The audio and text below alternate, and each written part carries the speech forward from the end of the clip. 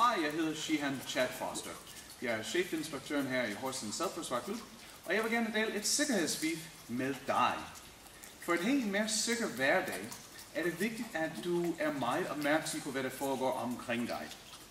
Og en af de måder, du kan gøre det, er ved, at når du er på vej frem og tilbage fra bilen og hjemmet, at du har dine nøgler i hånden parat til at blive brugt. På den måde, når du kommer til din bildør eller husets dør, og du skal ind, du skal ikke gå og kigge igennem din taske og sager for at finde dine nøgler. Det betyder, at din opmærksomhed kan være der, hvor det skal være, altså på dine omgivelser, så du er parat til at gå ind, i stedet for at miste opmærksomheden og kigge i tasken osv.